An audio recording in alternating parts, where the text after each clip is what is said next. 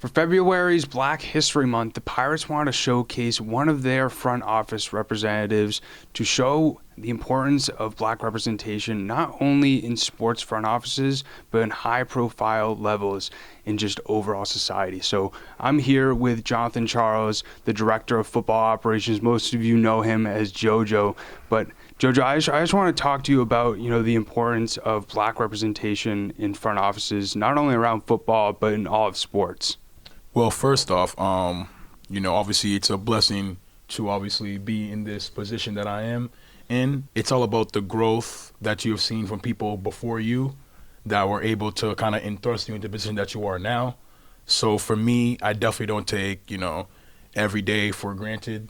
In terms of what having black representation in the front office really means to an organization, being able to have certain aspects of diversity inside of the front office where different people that are coming from different backgrounds of life, where they can be able to gravitate towards one particular person in the front office that had went through the same trials and tribulations that prior person had went to, So when you look at it in certain aspects like that, it's a thing of beauty to see that, you know what I mean? Different faces, different cultures inside of the workplace. It honestly makes for a great work environment. Everybody has different ideas and aspects that they want to, pitch into the organization or whatnot. And that's what helps the organization grow and really cultivate and, be as strong as possible, I believe. And growing up, did you ever imagine yourself being in this position, being a front office representative in a professional football team, and being in this position as a minority? How much does it mean to you? Oh, well, first off, definitely being a minority, it means the world.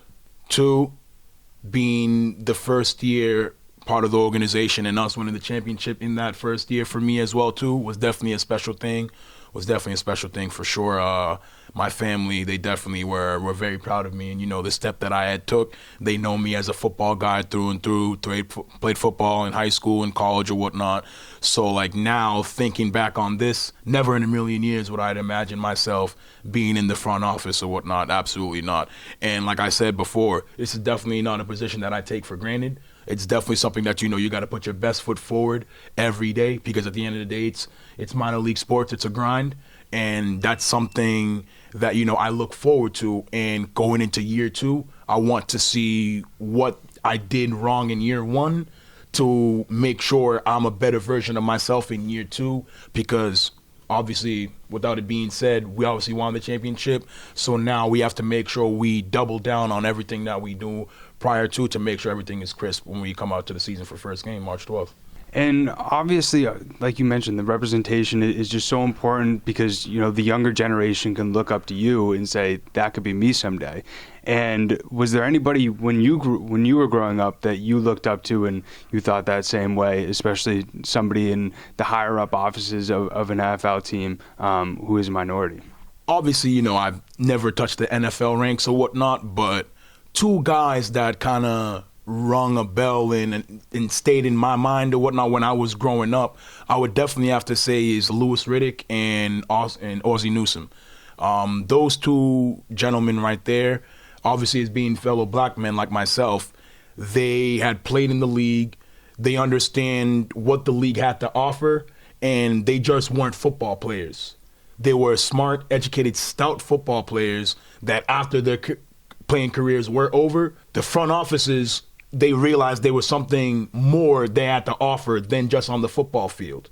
So it's guys like that I kind of try to model myself after and see, okay, well, if they're able to do it on this level here, maybe I can kind of pick and pluck what they did in the past and maybe try to apply that to myself and try to be the best version of myself I can be every day.